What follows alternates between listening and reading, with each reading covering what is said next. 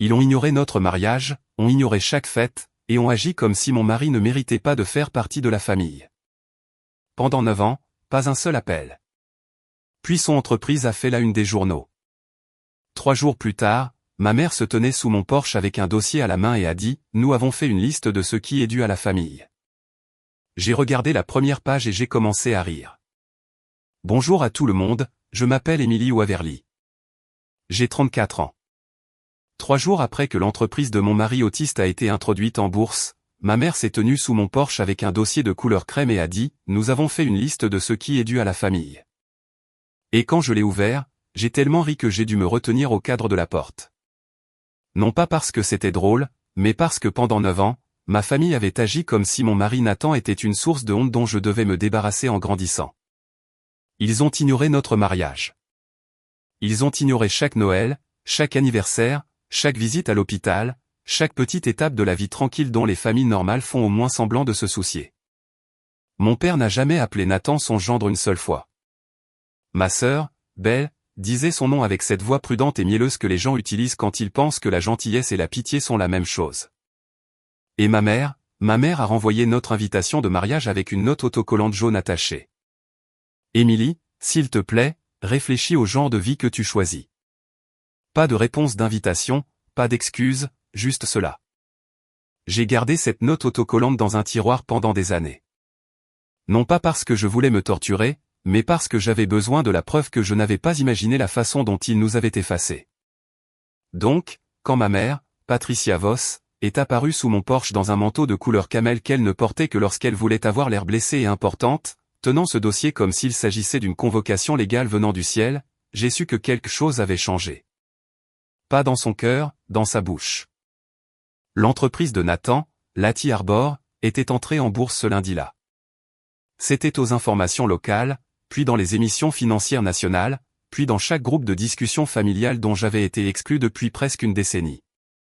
Mon mari, l'homme qui, disait-il, me retiendrait en arrière, l'homme que mon père qualifiait de limité, l'homme à propos duquel ma sœur avait un jour demandé s'il pouvait même comprendre le mariage, valait soudainement plus d'argent que quiconque dans ma famille n'en avait jamais approché. Étage 3 jours plus tard, ma mère était là, souriant doucement comme si elle n'avait pas manqué 9 ans. Elle m'a tendu le dossier et a dit « Ton père et moi avons pensé qu'il serait préférable de tout mettre par écrit pour qu'il n'y ait pas de confusion. » J'ai d'abord regardé sa main. Manucure naturelle parfaite, alliance polie, une minuscule coupure de papier près de son pouce. Ensuite, j'ai regardé le dossier. Mon nom était écrit sur l'onglet. Pas celui de Nathan, le mien. Cela m'a tout dit. J'ai dit « Qu'est-ce que c'est ?» Elle a soupiré comme si j'étais déjà difficile. Émilie, s'il te plaît, ne rends pas les choses désagréables. Nous sommes une famille. Ce mot a frappé ma poitrine à l'endroit exact qu'elle avait abandonné. Famille. Ce mot magique que les gens utilisent quand ils veulent un accès sans responsabilité. J'ai ouvert le dossier juste là sur le porche, pendant que l'arroseur de mon voisin cliquetait sur l'herbe et que le vélo de Nathan était appuyé contre le garage, encore poussiéreux de sa promenade matinale. La première page avait un titre centré en haut, « Attente de réconciliation familiale ». En dessous se trouvait une liste numérotée. Numéro 1, Nathan et Émilie contribueront un minimum de $500 000 à Patricia et Grande Voss en reconnaissance de la détresse émotionnelle causée par cet éloignement prolongé. J'ai fixé la feuille. Puis j'ai commencé à rire. Pas fort au début. Juste une inspiration vive par le nez. Puis une autre. Puis c'est monté en moi d'une manière que je ne pouvais pas arrêter. Ma mère a cligné des yeux. Émilie. J'ai appuyé ma paume contre le cadre de la porte. Détresse émotionnelle. Elle s'est raidie. Cela a été très dur pour nous. C'est à ce moment-là que j'ai arrêté de rire car soudain, je ne voyais plus ma mère sur mon porche.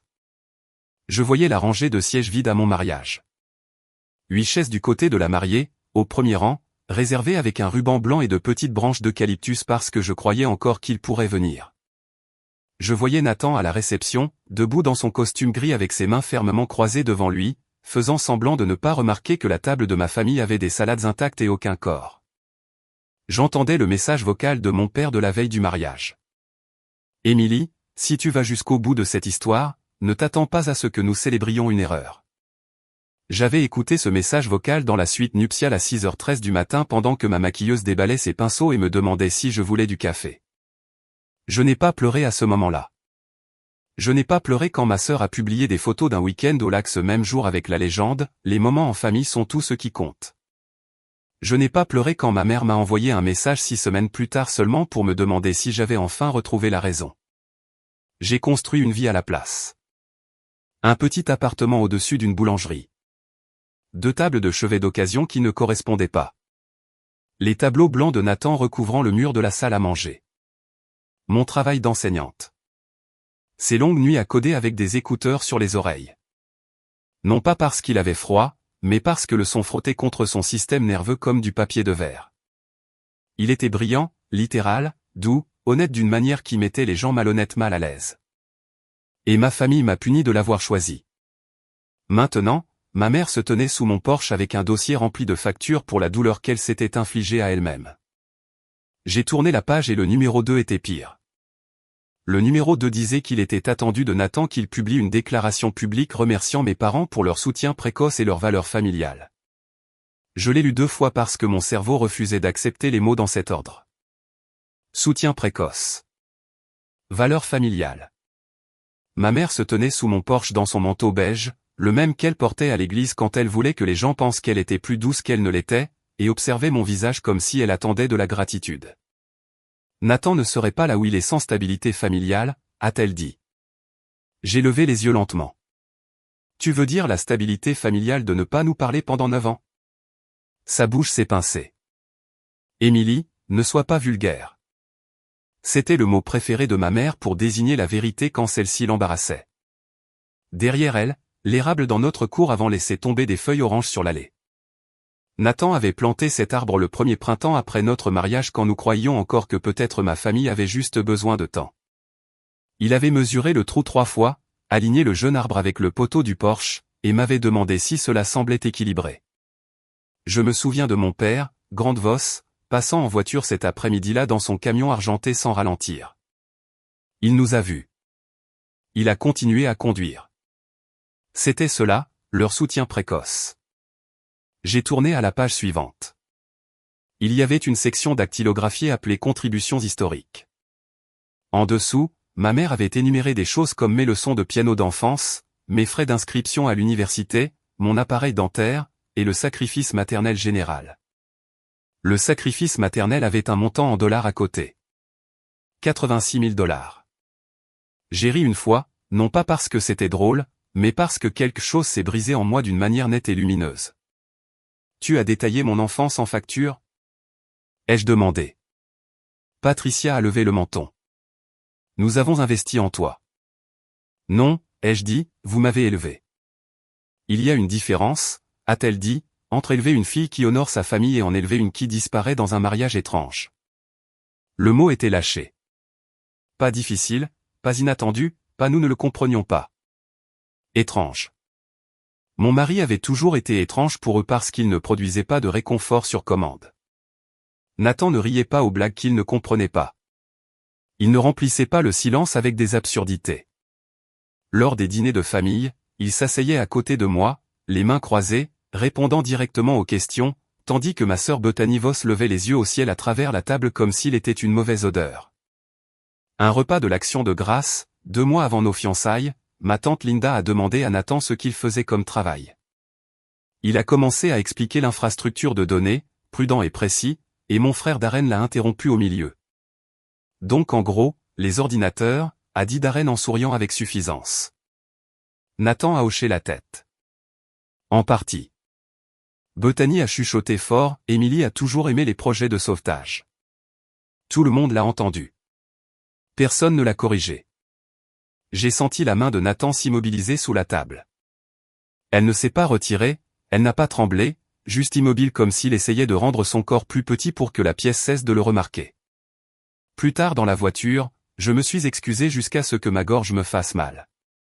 Il a regardé à travers le pare-brise et a dit, « Tu n'as pas à t'excuser pour des personnes qui pensaient ce qu'elles ont dit. » C'était Nathan.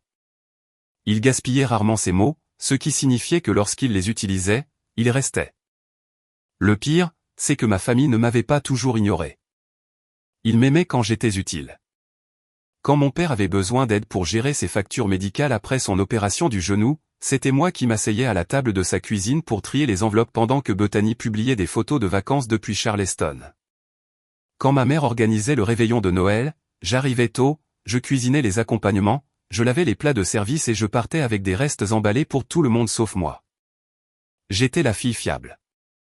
Bethany était la personne délicate, Darren était la personne occupée, et j'étais celle qui comprenait.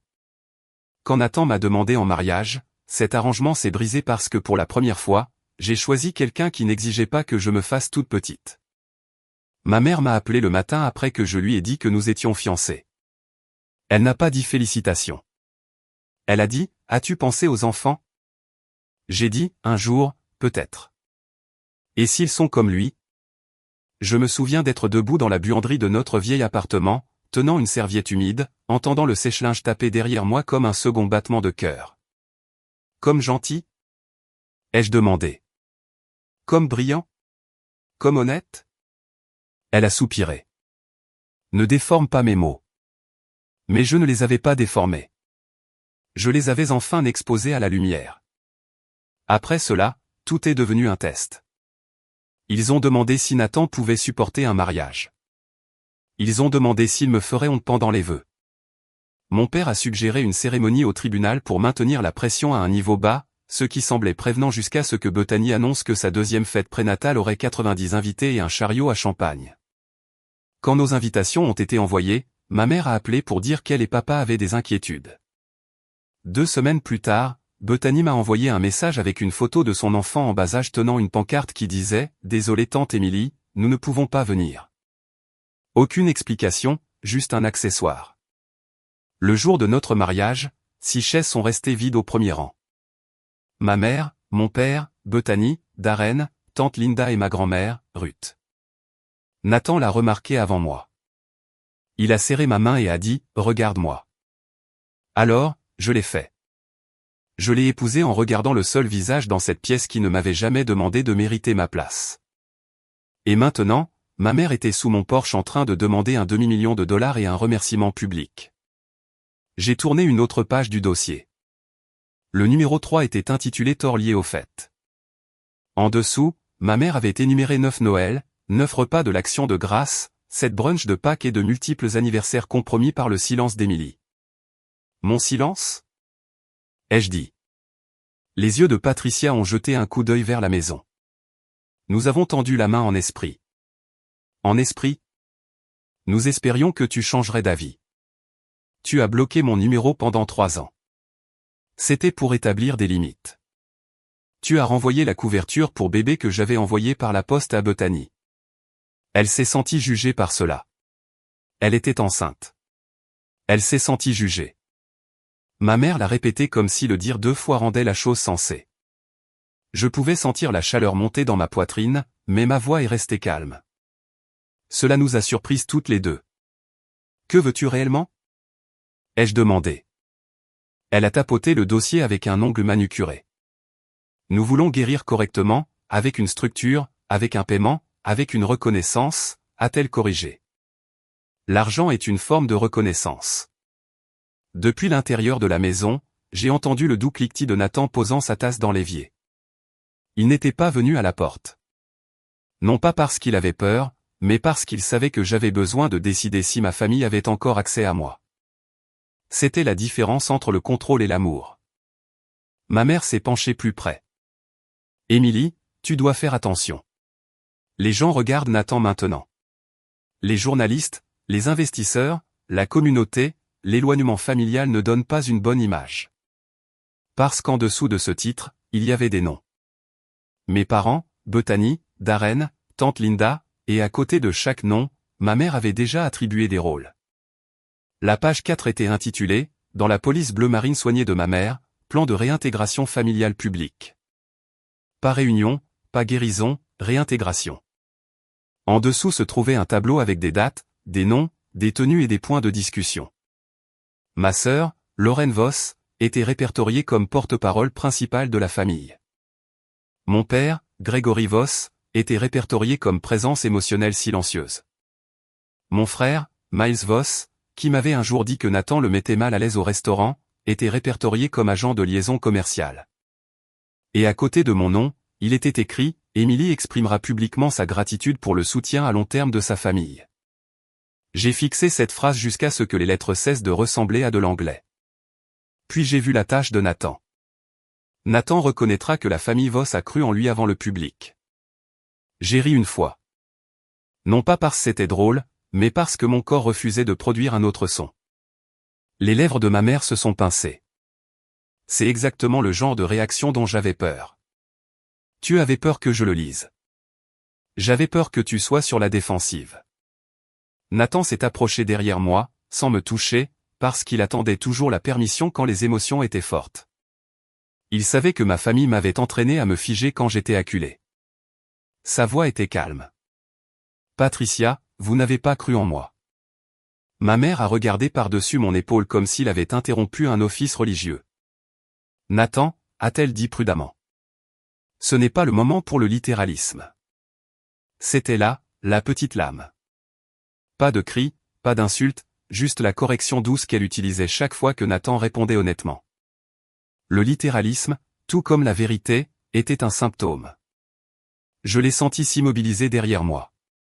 9 ans plus tôt, lors de notre dîner de fiançailles, Nathan avait apporté à mon père une petite boîte en bois qu'il avait fabriquée lui-même. Du noyer poncé pour être lisse avec un minuscule loquet en laiton. À l'intérieur se trouvaient des plans imprimés pour des outils de bureau adaptés qu'il avait construits le week-end parce que mon père souffrait d'arthrite et n'arrêtait pas de faire tomber ses stylos. Mon père l'a ouverte, a jeté un coup d'œil au dessin et a dit « Donc, c'est cela ton intérêt spécial ?» Tout le monde a ri. Nathan a souri poliment parce qu'il pensait qu'ils essayaient de créer un lien. Je suis rentré chez moi ce soir-là et j'ai pleuré dans la douche avec ma main sur la bouche. Maintenant, ma mère se tenait sous mon porche en lui demandant de simuler de la gratitude. J'ai tourné une autre page. Des captures d'écran. C'est ce qui m'a fait un nœud à l'estomac. Des captures d'écran d'articles sur la T-Arbor. Des captures d'écran de Nathan sur la chaîne financière. Les épaules raides, répondant à des questions sur l'accessibilité au travail et les outils d'apprentissage automatique pour les employés handicapés. Des captures d'écran de commentaires sur les réseaux sociaux le qualifiant de brillant. Et en dessous, des notes manuscrites dans l'écriture bouclée de ma sœur. Mentionner que nous avons toujours su qu'il était doué. Dire qu'Émilie avait besoin de distance pour se concentrer sur son mariage. Ne pas discuter du malentendu du mariage.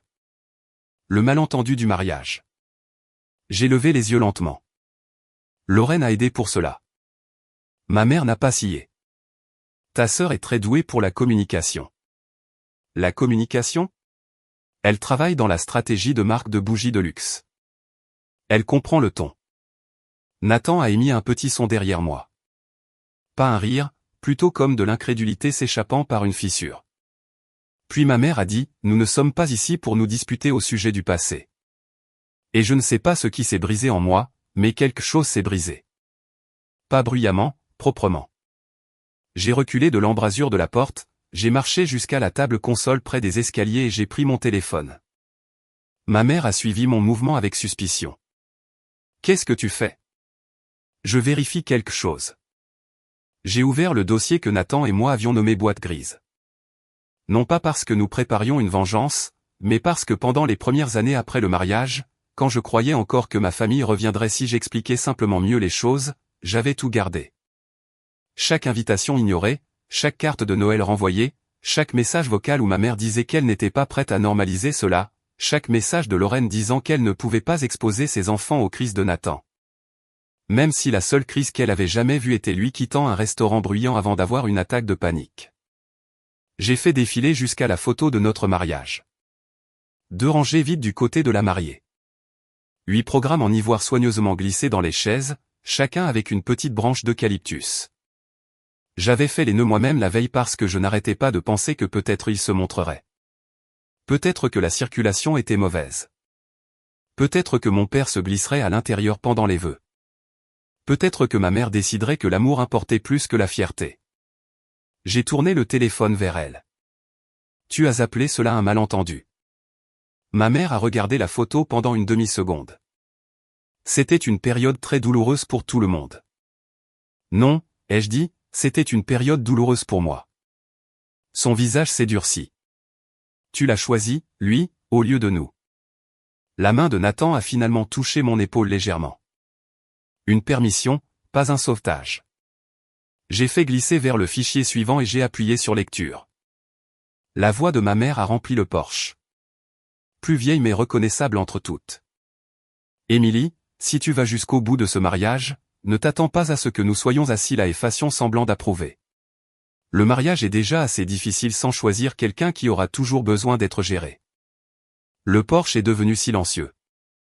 Même le vent a semblé cesser de souffler à travers l'érable. Les yeux de ma mère se sont écarquillés, non pas de culpabilité, mais de calcul. Tu m'as enregistré? Tu as laissé un message vocal qui était privé. Mon mariage l'était aussi. Sa bouche s'est ouverte, mais avant qu'elle ne puisse répondre, une porte de voiture a claqué sur le trottoir. J'ai regardé par-dessus son épaule. Lorraine remontait mon allée en jean blanc, lunettes de soleil, et avec l'expression exacte qu'elle portait chaque fois qu'elle arrivait en retard à une situation qu'elle s'attendait à contrôler. Derrière elle venait mon père, se déplaçant plus lentement qu'avant, ne portant rien, ne disant rien. Et puis Miles est sorti du côté passager du véhicule utilitaire de Lorraine, tenant une boîte de pâtisserie. Une boîte de pâtisserie. Comme s'il s'agissait d'un brunch. Comme si ma mère avait été totalement compréhensible. J'ai baissé les yeux vers le dossier dans ma main. Puis vers eux trois se rassemblant sur mon allée comme un comité. Ma famille n'était pas venue dans ma cour depuis 9 ans. Pas pour les anniversaires. Pas pour les opérations chirurgicales, pas quand j'ai fait une fausse couche à 11 semaines et que ma mère a répondu à mon courriel pas, c'est peut-être un signe pour ralentir. Mais l'entreprise de Nathan est entrée en bourse et soudain, il connaissait le chemin de ma maison. Lorraine a atteint le porche et a baissé la voix. Nous devrions régler cela à l'intérieur avant que les voisins ne commencent à regarder. C'est à ce moment-là que Madame Alvarez de la maison d'à côté est sortie sur son porche avec un arrosoir dont elle n'avait absolument pas besoin. J'ai failli sourire. Lorraine l'a vu aussi et sa mâchoire s'est crispée. Ma mère a chuchoté, « Émilie, ne fais pas honte à cette famille. » Je l'ai regardée, vraiment regardée, la femme qui a ignoré mon mariage et m'a facturé pour être née. Puis j'ai regardé Nathan, qui avait passé 9 ans à construire quelque chose à partir d'un bureau d'occasion dans notre garage pendant que ma famille le traitait comme une erreur dont je devais me défaire. Et pour la première fois ce matin-là, je ne me suis pas senti coincé. Je me suis senti lucide. J'ai soulevé légèrement le dossier crème et j'ai dit assez fort pour que Madame Alvarez entende. Vous voulez discuter de la liste de ce qui est dû à la famille. Le sourire de Lorraine a disparu. Mon père a finalement regardé le sol et Nathan, le doux Nathan, a prononcé une phrase qui a tout changé. Émilie, montre-leur la page 7. Nathan n'a pas élevé la voix. C'était la chose à son sujet que ma famille n'avait jamais comprise. Il prenait le silence pour de la faiblesse. Il prenait la réflexion prudente pour de la confusion. Il prenait ses pauses pour des permissions. Il a touché le dos de ma main avec 2 doigts et a dit, « Émilie, montre-leur la page 7. » Le visage de ma mère a changé. Pas de façon dramatique, juste assez. Ses lèvres se sont pincées. Lorraine a cessé de sourire. Mon père a regardé les lattes du porche comme si, en étudiant les veines du bois assez intensément, il pouvait y disparaître. J'ai ouvert le dossier que j'avais créé, pas leur dossier crème avec le titre en relief et la demande ridicule d'un demi-million de dollars. Le mien était bleu uni, provenant du tiroir à bric-à-brac, plié dans un coin. Le genre de dossier que vous achetez en paquet de 5 et que vous oubliez. À l'intérieur se trouvaient 9 années d'oubli. J'ai tourné à la page 7 et je l'ai tendue. C'était une capture d'écran du groupe de discussion de la famille Voss. Daté de 3 jours avant mon mariage. Lorraine, sommes-nous sérieusement en train d'aller à ce truc? Maman, ton père et moi en avons discuté. Nous ne voulons pas valider une erreur. Papa, Émilie a toujours été têtue. Si nous y assistons, elle pensera que nous soutenons cela. Lorraine, bien. Parce que je ne vais pas gaspiller un samedi à la regarder épouser un gars qui ne peut même pas regarder les gens dans les yeux. Maman, ne sois pas cruelle, Lorraine. Puis 1 minute plus tard. Encore maman. Maman, mais oui, nous devons lui laisser subir les conséquences. Le porche est devenu si silencieux que je pouvais entendre le réfrigérateur bourdonner à travers le mur de la cuisine. Ma mère a fixé la page comme si elle l'avait mordue. Lorraine a dit, c'est privé. J'ai failli rire. Non pas parce que c'était drôle, mais parce qu'après tout cela, c'était ce qui l'offusquait. Pas les mots, pas la cruauté, pas le fait que mon mari se tenait à 5 pieds de là en lisant comment ils avaient parlé de lui avant notre mariage. La confidentialité. J'ai dit, vous avez évité mon mariage exprès. Maman a dégluti. Nous étions inquiets. Non, ai-je dit. Être inquiet, c'est m'appeler. Être inquiet, c'est poser des questions. Être inquiet, c'est se présenter et me prendre à part si vous vous faites du souci. Vous n'avez pas fait cela.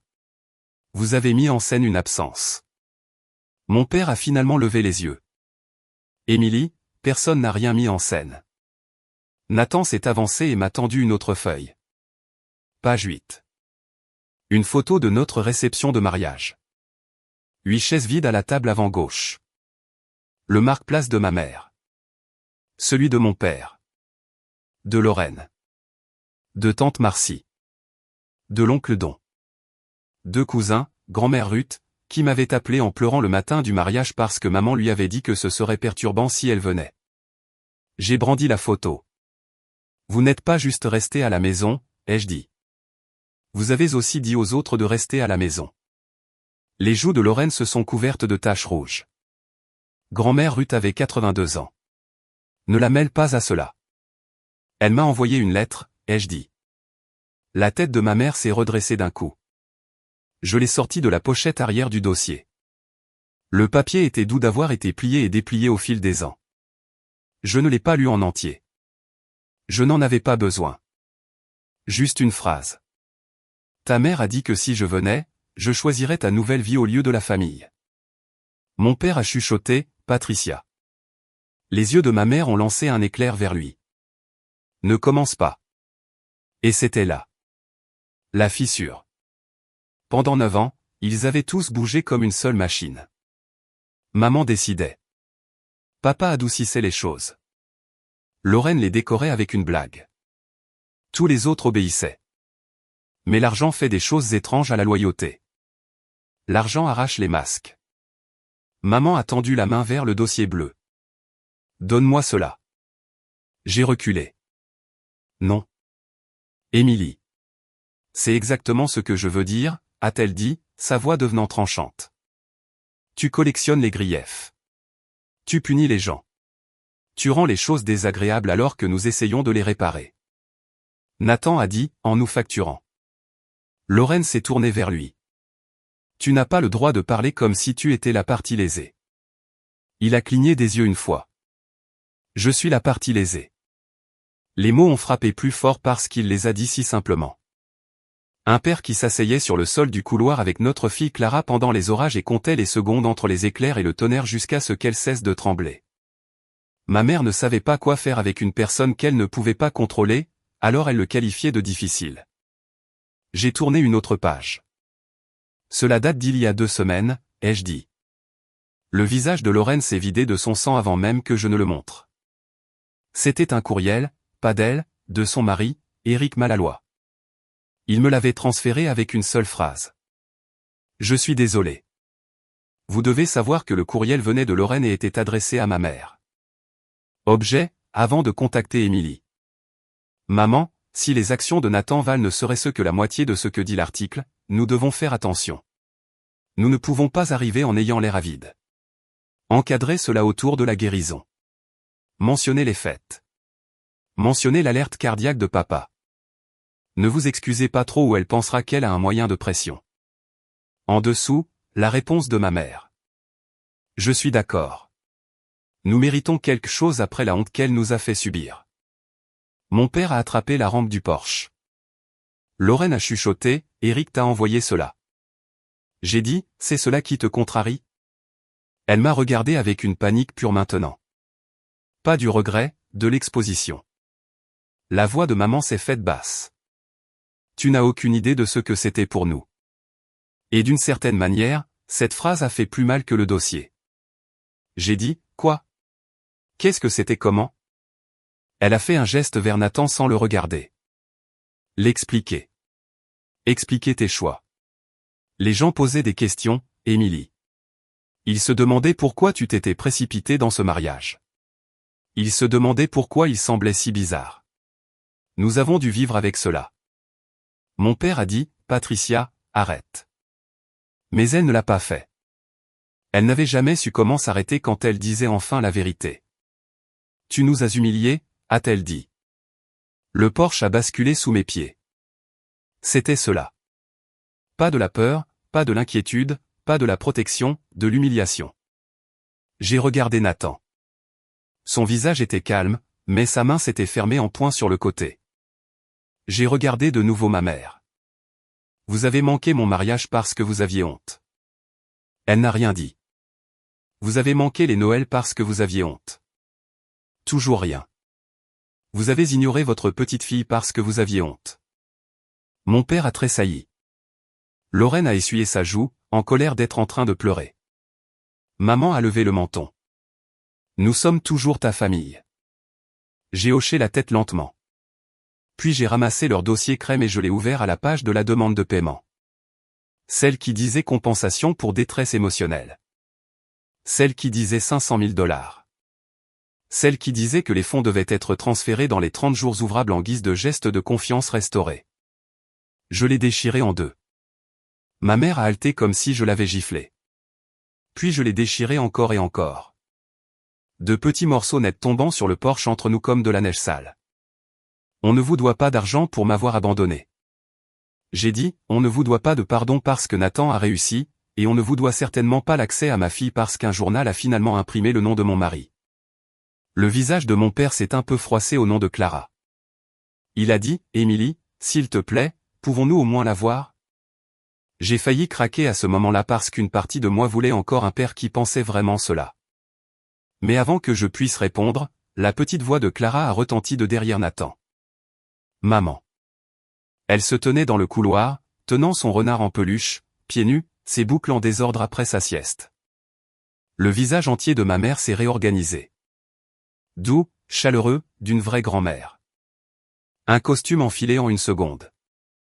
Oh, ma chérie, a-t-elle dit en s'avançant vers la porte. Viens voir mamie. Clara s'est cachée derrière la jambe de Nathan. Ma mère s'est figée parce que Clara ne la connaissait pas. C'était la conséquence qu'aucun d'eux n'avait mise dans le dossier. Ni légale, ni financière, juste un enfant. Regardant sa grand-mère comme si elle était une étrangère. J'ai fait un pas à l'intérieur et j'ai posé ma main sur la porte. Ma mère a chuchoté, Émilie. J'ai dit, tu as fait ta liste. Maintenant je fais la mienne. La voix de Lorraine s'est brisée. Qu'est-ce que cela veut dire? Cela veut dire que demain matin, j'envoie à chaque parent les captures d'écran, le courriel et la lettre de grand-mère Ruth. Pas pour vous punir, pour arrêter de vous laisser m'expliquer. Ma mère a eu l'air terrifiée, non pas parce qu'elle me perdait, mais parce qu'elle était sur le point de perdre le récit. J'ai fermé la porte en laissant ma famille sur le porche. Et pour la première fois en 9 ans, je n'étais pas celle qui restait dehors. Et à l'intérieur, la maison était si silencieuse que je pouvais entendre ma propre respiration. Nathan ne m'a pas touché tout de suite. C'était l'une des choses que ma famille n'avait jamais pris la peine de comprendre à son sujet. Il ne se précipitait jamais dans une émotion juste parce que les autres attendaient une performance.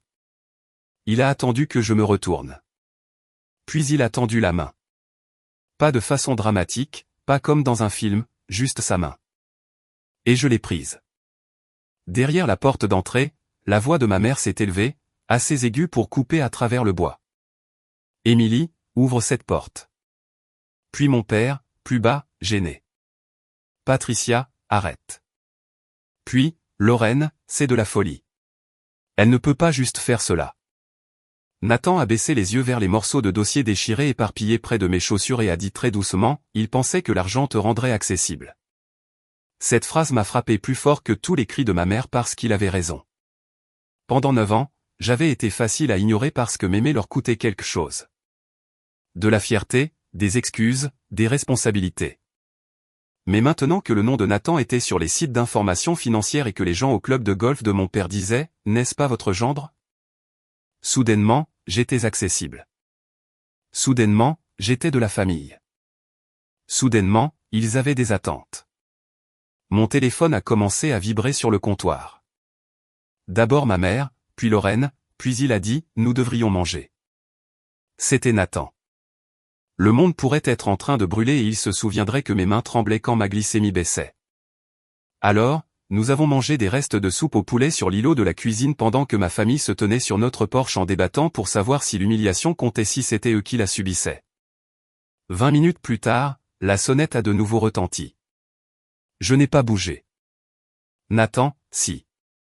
Il a ouvert la porte à moitié, son corps bloquant l'entrée. Le visage de ma mère avait changé.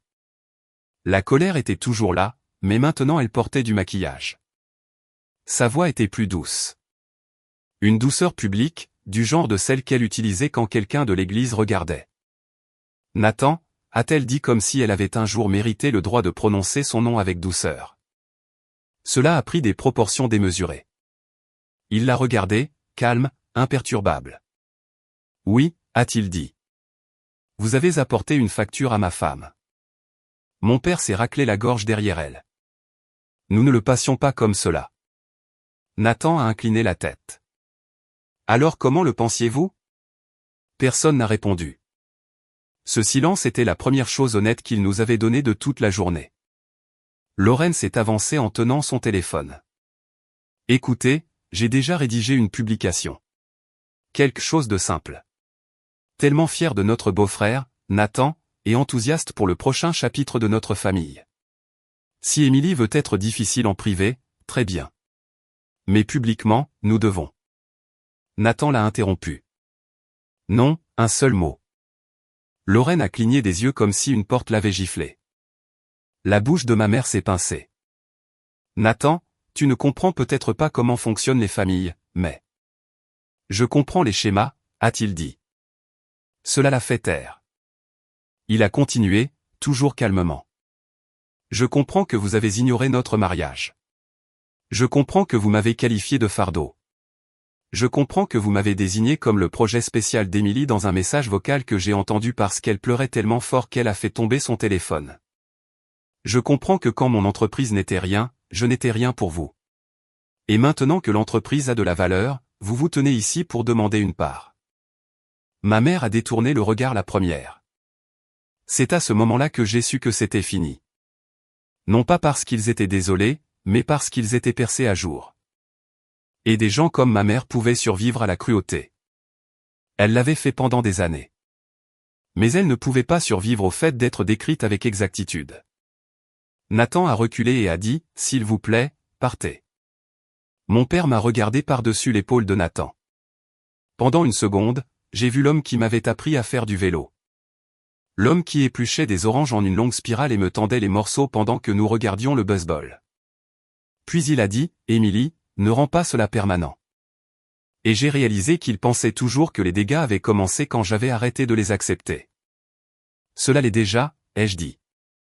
Tu ne l'as juste pas remarqué parce que j'étais la seule à en faire le deuil. Ils sont partis après cela, pas dans une tempête dramatique. Juste 3 personnes descendant les marches de mon Porsche sans rien apporter que le dossier avec lequel elles étaient arrivées, maintenant déchiré et inutile dans ma poubelle. Cette nuit-là, Lorraine a quand même publié une photo souriante d'il y a des années. Recadrée pour que Nathan et moi soyons à peine visibles sur le bord. Légende, la famille est compliquée, mais l'amour gagne toujours. Tellement fier de Nathan Tyler et de tout ce qu'il a accompli. Je l'ai regardé pendant un long moment. Puis j'ai publié une photo, notre réception de mariage, 12 chaises vides à la table avant, pas de nom dans la légende, pas de colère, pas d'explication, juste une phrase. L'amour n'attend pas le cours d'une action. Dans l'heure qui a suivi, Lorraine a supprimé sa publication. Au matin, ma mère m'avait envoyé un message. C'était inutile. J'ai répondu. La facture aussi. Puis je l'ai bloquée. Pas pour toujours en guise de punition. Pour toujours en tant que limite. Les conséquences sont arrivées discrètement. Mon père a envoyé une lettre 2 mois plus tard. Pas des excuses, plutôt comme un bulletin météo d'un homme se tenant devant une maison en feu et décrivant la fumée. Il a écrit, « Ta mère a mal géré les choses. » Il n'a pas écrit, « Moi aussi. » Je n'ai pas répondu. Lorraine a essayé de contacter Nathan par l'intermédiaire de son assistante. Elle a demandé s'il y avait des opportunités d'investissement familial. Son assistante, une femme nommée Marbel Crane, qui pouvait geler de l'eau avec le ton de sa voix, a répondu « Monsieur Tyler ne mélange pas les affaires avec l'éloignement familial ». J'ai gardé cette courriel, non pas parce que j'avais besoin de preuves, mais parce que parfois, la guérison ressemble au fait de lire une phrase nette là où il y avait une blessure béante. Et les 500 000 $ que ma mère pensait qu'on lui devait? Nathan et moi avons fait don de ce montant exact. Pas à eux. Nous avons créé un petit fonds pour les fondateurs neurodivergents qui n'avaient pas de famille pour applaudir au premier rang. Nathan l'a nommé le fonds du siège libre. Quand il m'a dit pourquoi, il a dit « parce qu'une chaise vide peut devenir une invitation pour quelqu'un de meilleur ». La première bénéficiaire a été une femme de 24 ans de l'Ohio qui créait des logiciels de planification pour les adultes autistes. Lors du grand dîner, elle a pleuré avant même d'atteindre le podium. Sa mère était assise à côté d'elle, tenant son sac à main des deux mains, l'air assez fier pour illuminer la pièce. Je les ai regardés et j'ai senti quelque chose se desserrer en moi. Pas de la jalousie, une libération. Ce Noël-là, Nathan et moi avons organisé un dîner chez nous. Des amis, son ingénieur principal, Marabel, nos voisins, les Kim, un homme veuf du bout de la rue qui apportait toujours trop de petits pains. Chaque chaise était occupée. À un moment donné, Nathan a touché mon poignet sous la table et a fait un signe de tête vers le bruit, les fourchettes, les rires, les chants terribles venant du salon. C'est bruyant, a-t-il chuchoté. J'ai serré sa main. Trop bruyant? Il a souri un peu. Non, juste vrai. Et c'est à ce moment-là que j'ai enfin compris. Ma famille n'avait pas rejeté Nathan parce qu'il ne pouvait pas comprendre l'amour. Il l'avait rejeté parce qu'il le pouvait. Il comprenait l'honnêteté sans performance, la loyauté sans facture, la présence sans applaudissement. Et moi? J'avais passé des années à supplier les gens de me garder une place à une table où ils ne m'aimaient que silencieuse, utile et seule. Et pensez-vous que la mère d'Émilie voulait une réconciliation ou juste un accès? Si vous voulez plus d'histoire sur la trahison familiale, la vengeance tranquille et le choix de la paix plutôt que de la culpabilité, veuillez aimer et vous abonner.